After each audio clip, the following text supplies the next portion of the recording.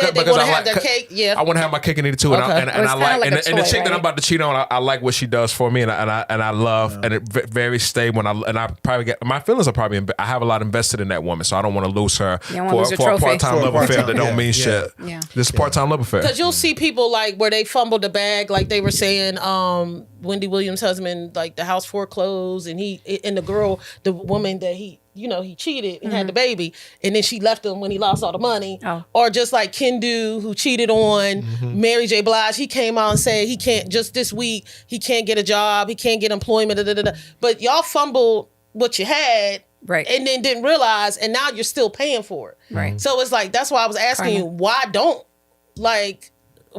you, you have to realize what you got, to your point. Wait till it's gone.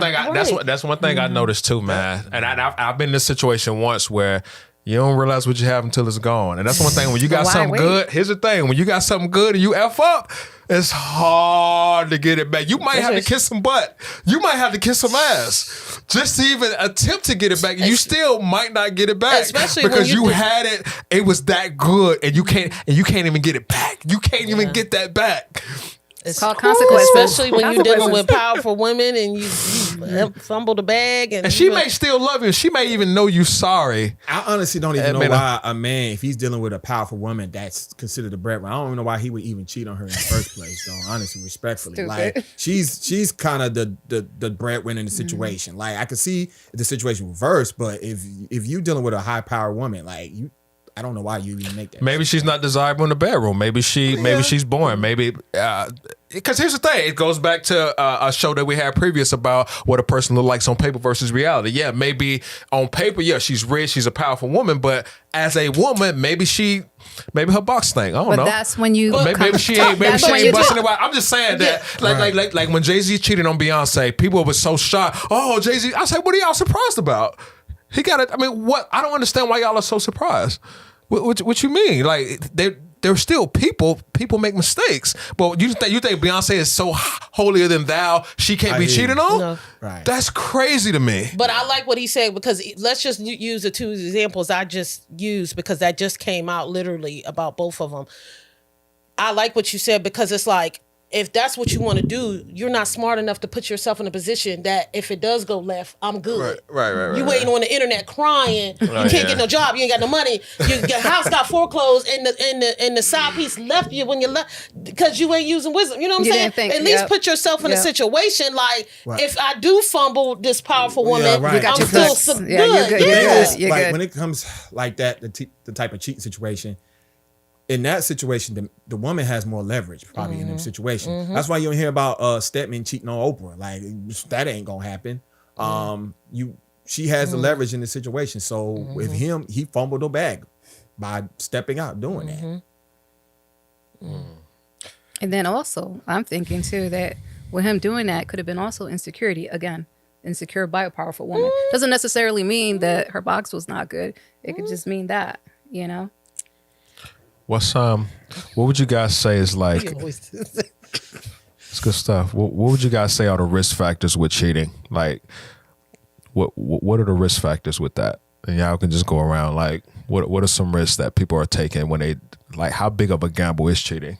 Or is it even a gamble at all? What are the risk factors, if there is any? Because I feel like people having sex like it's lunchtime now. It's nothing. I mean, just whatever. You said it. Diseases, losing everything. Yeah, I mean, just embarrassment, depending on who it is, because you never know. Starting a family. He or she, depending on, like, you have a certain status in your community and you hook up and your side dude or side chick is, withholding those secrets and they want to use it against you. Soul ties.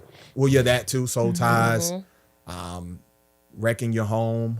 I mean, just a lot of different risks. There's a lot of different risks to stepping outside. Hurting the kids. If you got kids involved, the family dynamic. It's like a domino effect. It's a domino effect, really. It is. And back in the old days, if you cheated on your spouse or cheated on somebody, they call it treasoning, Yeah. And that's a different sort of crime, but right. Interesting. Yeah, and then impact on the children. Like, people are still scarred as adults walking around because they one of their parents cheated and they saw what it did to either the mom or the dad, you know, and they haven't healed from that. You hear people say that. Yeah. And maybe that's why they will never cheat on, you know. Or they can't trust someone. Yeah, or trust somebody. Yeah. So there's a lot of risk factors. I don't think people realize it in the moment.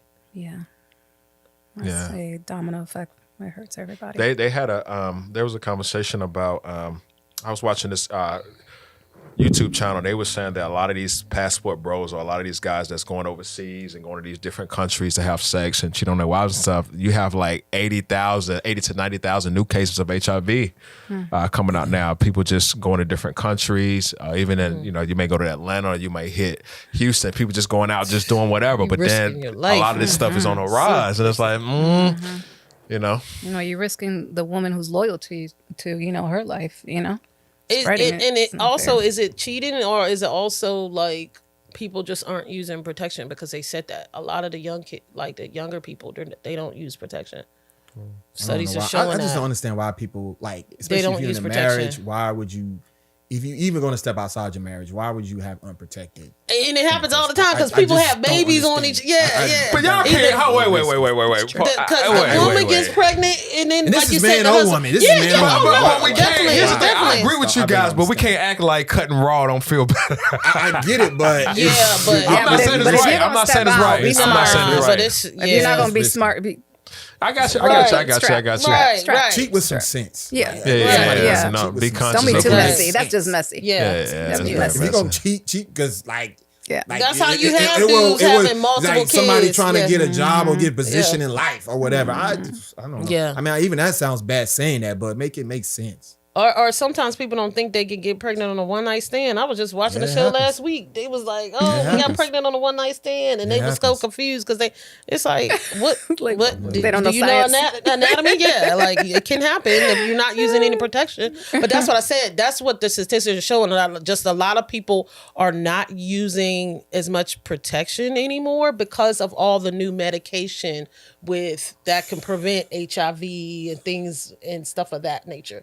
Then people aren't going to the doctor as much after COVID. Dangerous. That's they crazy. said that men and women, they're not going to the doctors as much. So people are walking around with stuff they have no clue and it's spreading. I'm glad. So when I say there's a peace of mind when you ain't doing nothing, peace of mind here too. I'm like, listen, I'm glad I'm not out there. Yeah, that part. That's so a little rampant. Yep. You know. Yep. So let me ask y'all this though. I got a question, and yeah, we all can answer it individually. I'm just curious what everybody's perspective. I'm start with you, Hafiz. There's a phrase: "Once a cheater, always a cheater." What is your perspective on that? Do you think it's true? Is it not true? I just want to know. And then we'll get to, because everybody may have different perspectives on that, but do you feel like once a cheater, always a cheater? Or can somebody be reborn again? Can somebody really put their cheating ways behind them and really just be a new man or a new woman and move forward? But when you hear that phrase, once a cheater, always a cheater, what's your perspective on that?